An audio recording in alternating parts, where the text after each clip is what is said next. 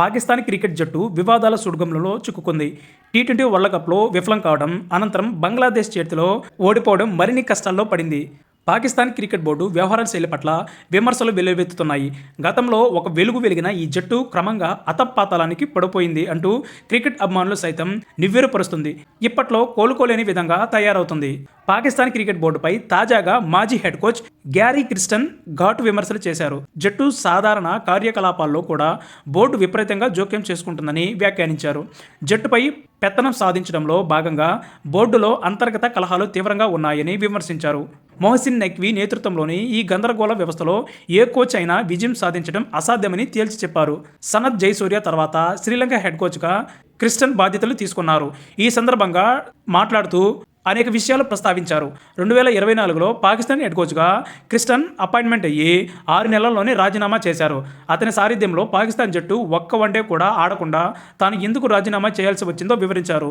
జట్టు కార్యకలాపాల్లో బోర్డు నిరంతరం జోక్యం, కనీస గౌరవం ఇవ్వకపోవడం వంటి పరిణామాలు అక్కడి వర్క్ కల్చర్ను విషపూరితంగా మార్చేసిందని క్రిస్టన్ అన్నారు. ఎటువంటి ప్లేయర్ అయినా ఆ జట్టు హెడ్ కోచ్గా రాణించడం అసాధ్యమని తేల్చి చెప్పాడు. ఇతర విషయాల కన్నా తనను ఎక్కువగా ఆశ్చర్యపరిచిన అంశం బోర్డు జోక్యం. ఈ స్థాయిలో జోక్యాన్ని నేను ఇంతకు ముందెన్నడూ చూడలేదు. ఇది నన్ను ఆశ్చర్యపరిచింది అని క్రిస్టన్ అన్నారు. పరిపాలనా వైఫల్యాలను కప్పిపుచ్చుకోవడానికి బోర్డు కోచ్ స్టాఫ్ను బలిపశువులను చేసేదని క్రిస్టన్ వివరించారు. జట్టు ఓటమి పాలైనప్పుడు ప్లేయర్లు, హెడ్ కోచ్, ఇతర సపోర్టింగ్ స్టాఫ్కు అండగా ఉండటానికి బదులు ఆంక్షలు విధించామని తప్పుపట్టారు.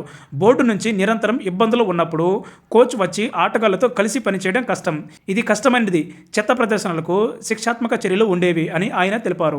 2024 టీ20 ప్రపంచ కప్ నుండి పాకిస్తాన్ నిష్క్రమించిన తర్వాత అధికార పోరాటాలే క్రిస్టన్ రాజీనామాకు కారణం. జట్టు ఫిట్నెస్, మానసిక విధానాన్ని మెరుగుపరచడానికి ప్రయత్నించినప్పటికీ ఆయన అధికారాలకు కోత పెట్టింది బోర్డు.